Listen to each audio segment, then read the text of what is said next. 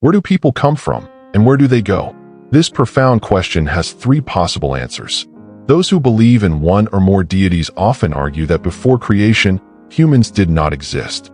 They believe that a divine being brought humans into the world by will. Each person lives their life, and after death, depending on their beliefs and actions, they either reside eternally in heaven or suffer perpetually in hell. Others, particularly scientists, believe that an individual comes into existence at conception due to natural causes. They live their life, then die, ceasing to exist entirely. Buddhism, however, does not accept either of these explanations. The first interpretation, involving divine creation, raises many ethical dilemmas. The most important point to consider is that life is not a business transaction. If a wholly benevolent deity created each of us, how do we explain the existence of birth defects, suffering, and infants dying in the womb or shortly after birth? Another issue with this belief is the idea of eternal punishment. If a person commits immoral acts or lacks faith for just 60 or 70 years, does that justify eternal suffering? Likewise, living a morally good life for the same brief period seems too short to warrant eternal happiness in heaven. The second explanation, based on scientific materialism, is more flexible but still leaves many unanswered questions. How can something as complex as consciousness emerge and develop from just two microscopic cells, an egg and a sperm? Additionally, modern parapsychology presents phenomena like telepathy, which are difficult to explain under a purely materialistic model of consciousness. The Buddhist perspective. Buddhism provides a more satisfactory explanation for the question of where humans come from and where they go. When we die, the mind, with all its preferences, abilities, and temperament that have been conditioned and developed throughout life, reconfigures itself in preparation for rebirth. This transition occurs in the womb, where consciousness becomes ready for conception once again. As a new individual is born, they gradually mature and develop a personality shaped by two major factors: heavy checkmark traits carried over from past lives, heavy checkmark new influences from the material environment. This personality is further shaped by spiritual efforts, education, parental influence, and society. At the moment of death, the cycle of rebirth repeats, reconfiguring itself into a new existence. This ongoing cycle of death and rebirth is what Buddhism calls samsara. The process continues until the root causes, attachment and ignorance, are eliminated. At that point, instead of being reborn, consciousness transcends into nirvana, the ultimate goal of Buddhism and the ideal state of human existence. How does consciousness move from one body to another? To better understand this process, consider the analogy of radio waves. The waves emitted by a broadcast station are not the actual voices or music, but rather energy at various frequencies. These waves travel through space until they are picked up by a radio receiver, which converts them back into sound. Similarly, at the moment of death, mental energy leaves the body and moves through space. This energy is then drawn into a womb ready for conception. Once the fetus is formed and later born, that same energy concentrates in the brain and develops into an individual's consciousness. Unlike religious explanations of creation and eternal judgment, or the scientific belief that consciousness simply ceases to exist, Buddhism offers a perspective rooted in continuity and transformation. Life is not a single, fleeting experience, but a cycle where consciousness reconfigures, evolves, and ultimately seeks liberation from suffering. This understanding of rebirth, karma, and nirvana provides deeper insight into the nature of existence and our journey beyond death. At the moment of death, mental energy departs from the deceased body, moves through space, and is drawn into a womb ready for conception. When a fetus is born, that energy concentrates in the brain, developing into an individual with unique consciousness. Do we always rebirth as humans? Not necessarily. According to Buddhism, there are various realms into which one might be reborn. Some are reborn in heavenly realms, while others experience hellish rebirth or take form in the realm of hungry ghosts. Heavenly realms, however, are not physical places but states of existence where beings have subtle physical forms and consciousness that experiences happiness and comfort. Many religious traditions promote aspiring to heavenly rebirth, assuming it to be an eternal paradise, But this is a misconception. Like all conditioned phenomena, things that require specific conditions to arise, heavenly realms are also impermanent. Once the positive karma that allowed rebirth into these realms is exhausted, beings may once again descend to human existence. Similarly, hell is not a physical place of eternal punishment, but rather a state of suffering, anxiety, and sadness. Beings in hell realms experience pain and torment, but these conditions are not permanent. Over time, they too will transition into other forms of existence. Another realm is that of hungry ghosts, where beings have subtle bodies and disturbed minds, constantly driven by insatiable desires and dissatisfaction. They exist in a state of perpetual craving, unable to find contentment. Thus, each realm has its defining experience. Heavy checkmark heavenly beings experience joy and bliss. Heavy checkmark hellish beings endure suffering and torment. Heavy checkmark hungry ghosts are trapped in an endless cycle of desire. Heavy checkmark humans experience a mix of both joy and suffering. The primary difference between these realms lies in the subtlety of the body and the quality of experiences. The human realm is unique because it provides both suffering and joy, offering opportunities for enlightenment. What is samsara? Where do people come from? Samsara means continuity and cyclical existence. According to Buddhist teachings, nothing vanishes completely. Everything continues in one form or another. Consider nature's cycles. Clouds transform into rain. Droplet rain becomes water in rivers, lakes, and seas. Sun with face water evaporates and becomes clouds once more. This endless cycle is samsara, the unbroken chain of existence. However, one must not become fixated on specific forms. If we only see rain as rain and clouds as clouds, we fail to recognize their connection. The French scientist Antoine Lavoisier expressed this truth with his famous principle. Nothing is lost, nothing is created, everything is transformed. The three things that endure. In Buddhism, there are three things that never disappear. Keycap 1 thoughts. Keycap 2 language. Keycap 3 actions.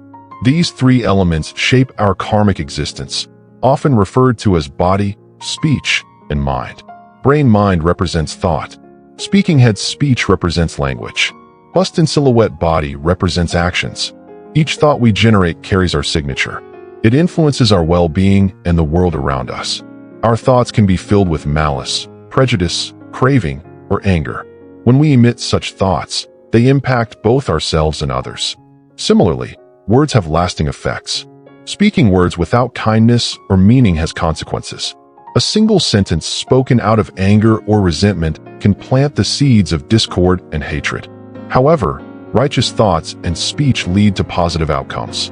Just as negative speech spreads conflict, words of kindness and encouragement create peace and understanding. Small blue diamond, a single kind word can mend broken relationships. Small blue diamond, a compassionate thought can uplift someone's spirit. Small blue diamond, a selfless action can change another person's life. This is why thoughts, language, and actions shape our future existence. Breaking free from samsara. The cycle of rebirth continues until the conditions that sustain it, attachment and ignorance, are eliminated. When a person attains wisdom and enlightenment, they no longer generate karma that binds them to samsara. At this point, instead of being reborn, their consciousness transcends into nirvana, a state of ultimate peace and liberation. Unlike heavenly realms, which are still part of samsara, nirvana is not conditioned by karma or impermanence. It is the final destination of spiritual awakening, beyond pleasure and pain, existence and non-existence. Those who attain nirvana have broken free from suffering and achieved the highest state of being. The Buddhist perspective on where we come from and where we go provides a more comprehensive and logical approach than other theories. Instead of a one-time creation or complete cessation after death, it describes life as an interconnected cycle of transformation. Through mindful living, ethical actions, and wisdom, we can shape our future rebirths and ultimately escape the cycle of samsara.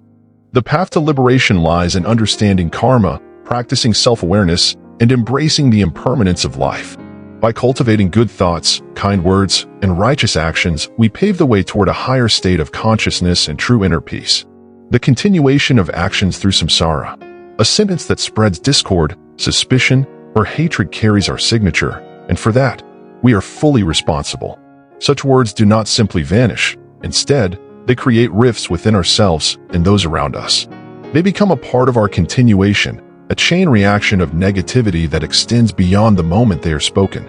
On the other hand, speaking words of kindness, those that help others reconcile, heal, and trust in the future, also carry our signature. This is the essence of right speech, a conscious choice that fosters harmony rather than destruction. It is a reflection of who we are and the energy we continue to spread, our samsara in motion. Similarly, acts of kindness, whether through preserving life, bringing people together, or fostering peace, leave a lasting imprint on the world.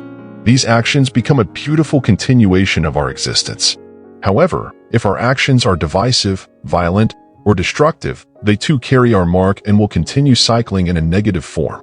The choices we make through body, speech, and mind shape our destiny, creating effects that reverberate across lifetimes.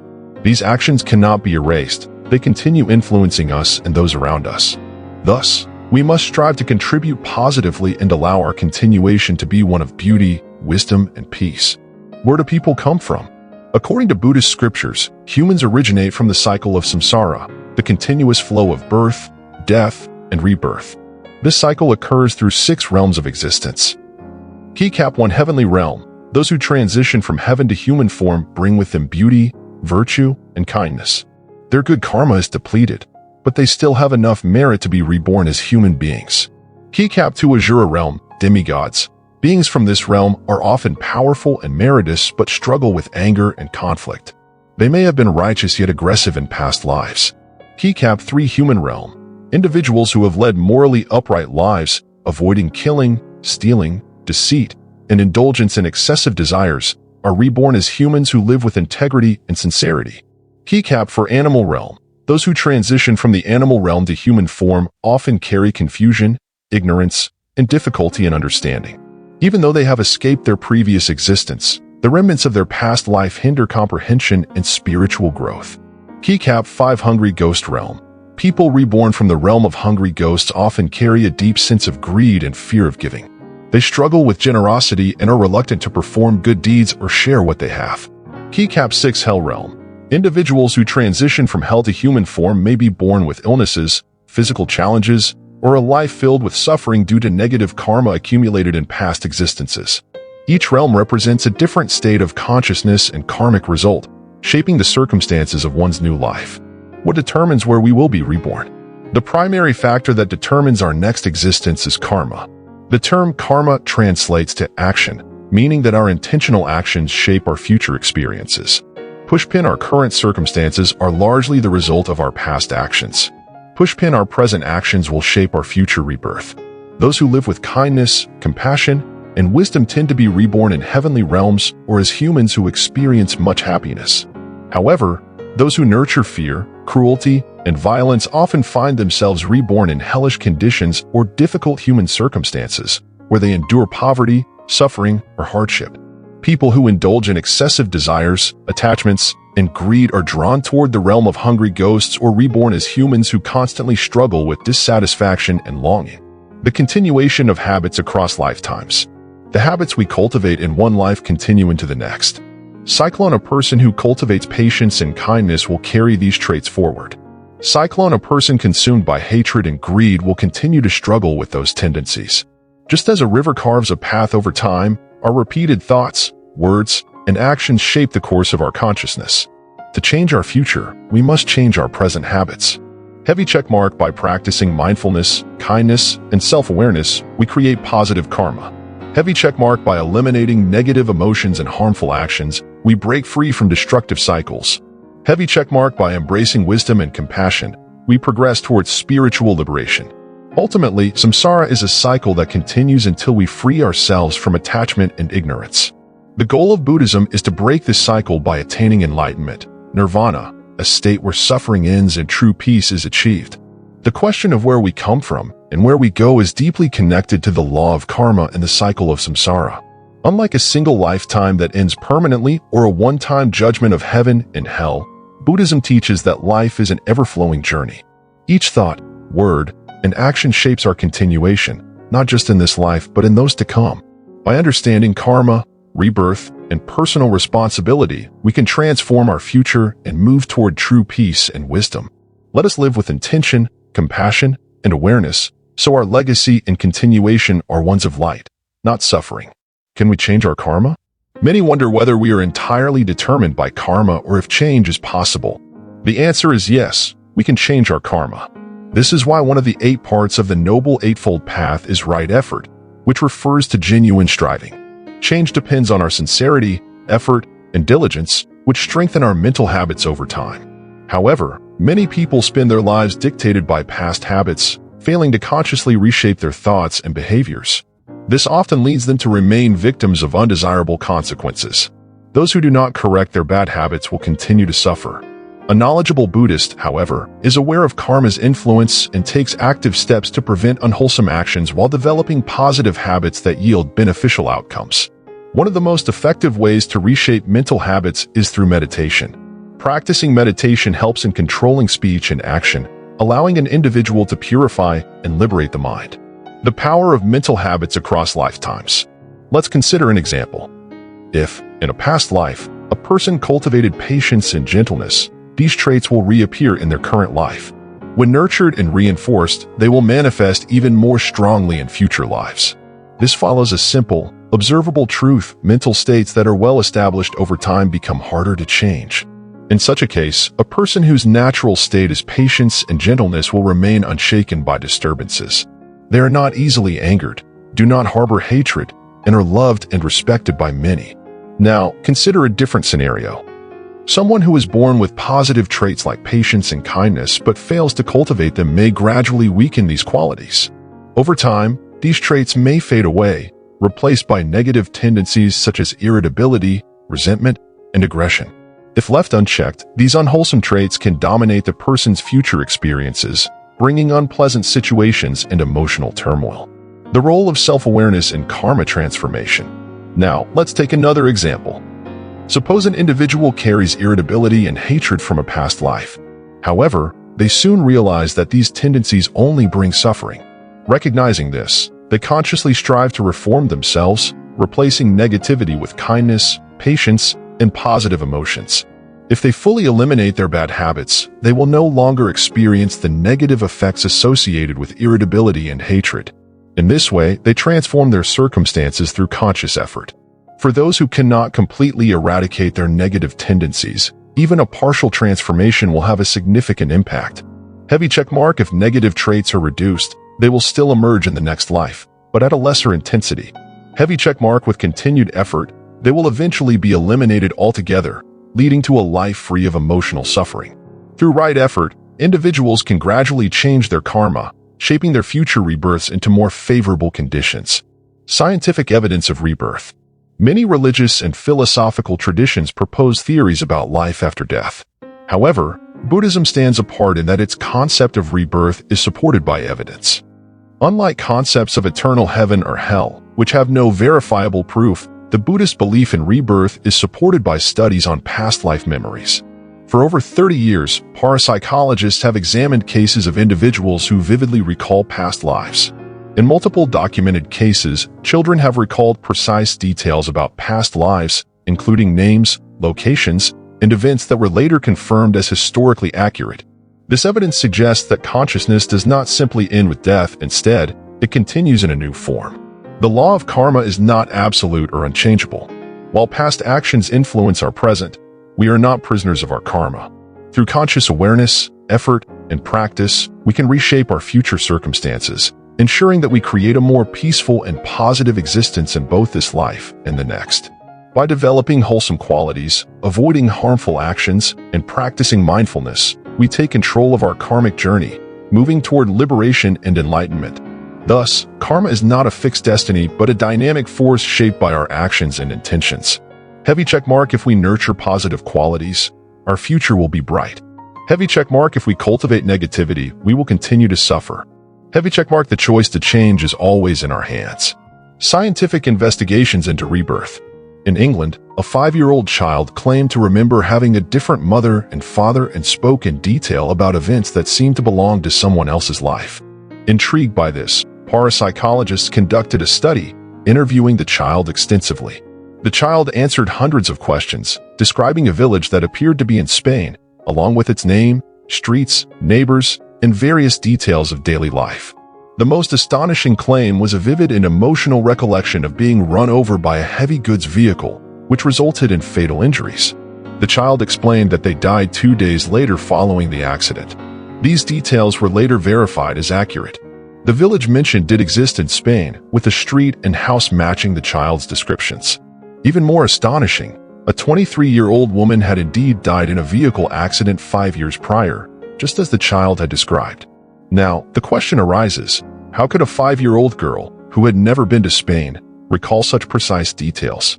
This case is not unique. Scientific research on past life memories.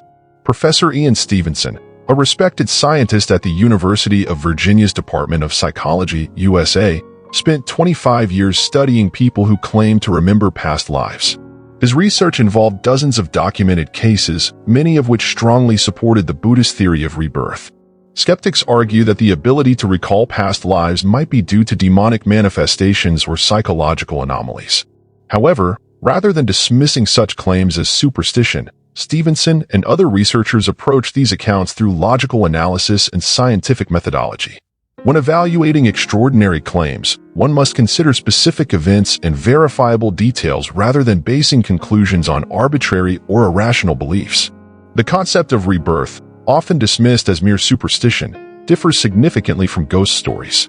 A dictionary defines superstition as a belief not based on reason or specific evidence, but instead associated with magical thinking. If someone could present a scientifically validated thesis confirming the existence of ghosts, then ghost stories might warrant serious consideration. However, since there is no scientific research supporting ghosts, we must acknowledge the lack of evidence. Rebirth, on the other hand, is supported by specific cases and documented studies, meaning it cannot be classified as superstition. Do scientists believe in rebirth? Yes, some scientists do support the concept of rebirth. One of them was Thomas Huxley, a renowned scientist who played a key role in introducing science into the British education system.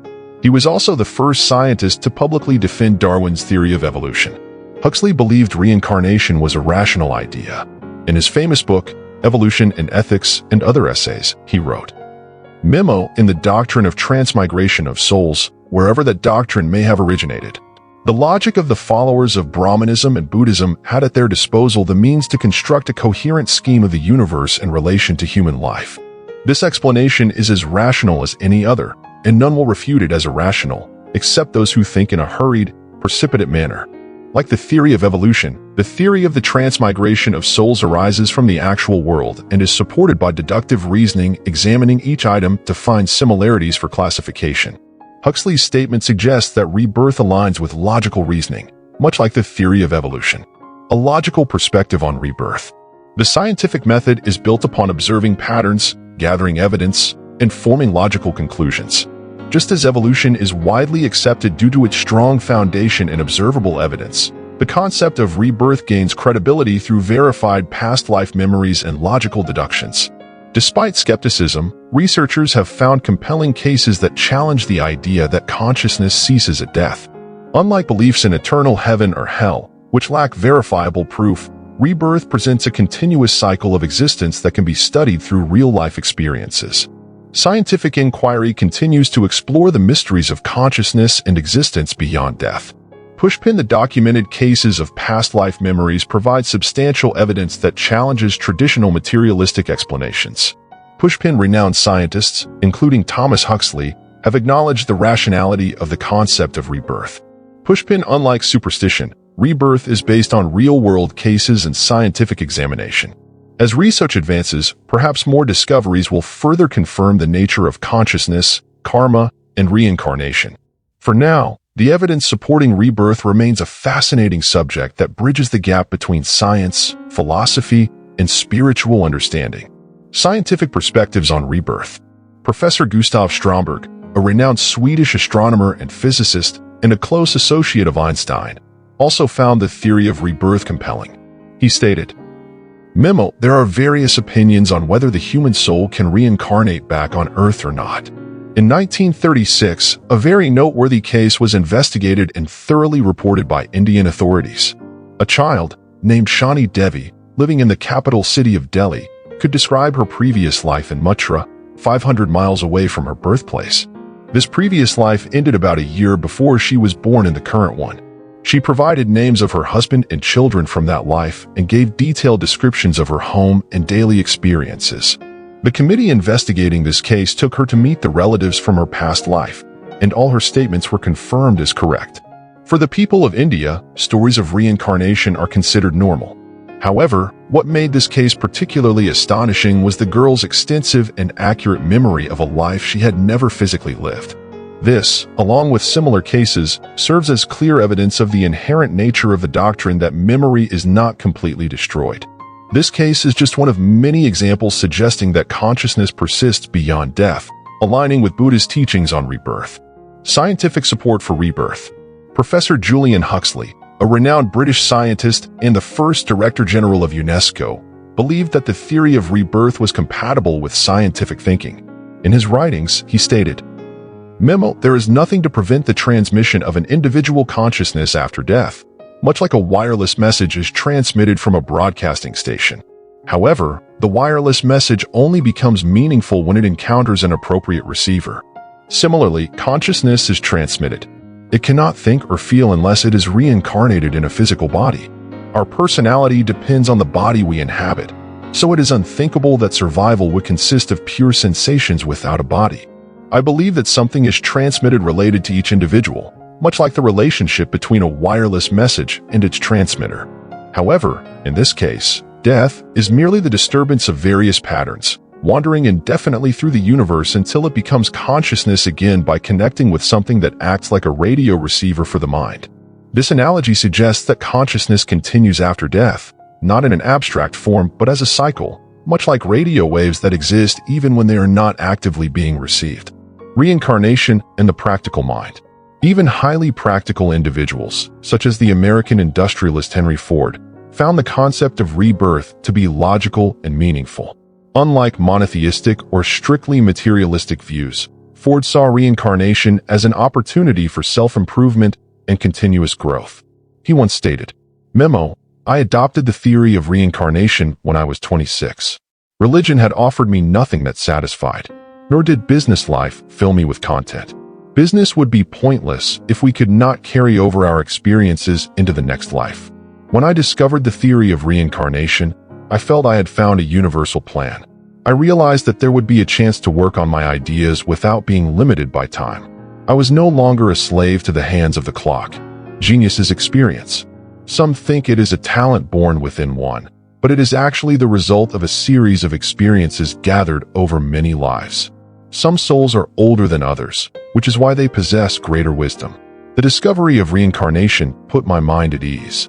Please share this understanding with others, so they too can find peace in knowing that life continues beyond a single existence. I want others to feel the peace of mind that the concept of a long life brings us. This perspective provides a refreshing outlook, shifting focus from fearing death to embracing life as a continuous journey of learning and improvement. The logical strength of rebirth. The Buddhist doctrine of rebirth is not merely a philosophical idea, but one that finds support in scientific inquiry. Unlike other belief systems, which rely on faith-based explanations, Buddhism offers a logically structured view of rebirth that aligns with observed phenomena. Pushpin Rebirth explains why some people retain inexplicable knowledge or deep-seated fears that have no connection to their present life. Pushpin it provides a justifiable answer to the question of why life appears inherently unfair. Some are born into privilege, while others suffer from birth. Pushpin it aligns with the law of cause and effect, reinforcing the idea that our actions influence our future existence. The doctrine of rebirth serves as a guiding principle, offering both hope and responsibility. It teaches that life is not a single, finite journey, but a series of opportunities to correct past mistakes and further develop our understanding. The scientific and philosophical foundations of rebirth offer a profound perspective on existence. Seedling rather than viewing life as a singular experience, rebirth suggests an ongoing process of growth, learning, and evolution. Counterclockwise arrows button, it shifts the narrative from one life, one chance, to multiple lives, multiple chances, reinforcing the importance of ethical living and continuous self-improvement. Man, in lotus position, instead of fearing death, we can embrace it as a transition, a step in the ongoing journey of the soul. As research into consciousness expands, we may find even more compelling evidence to support the age-old wisdom of rebirth. For now, the stories, studies, and logical reasoning behind this doctrine offer a meaningful framework for understanding our place in the universe.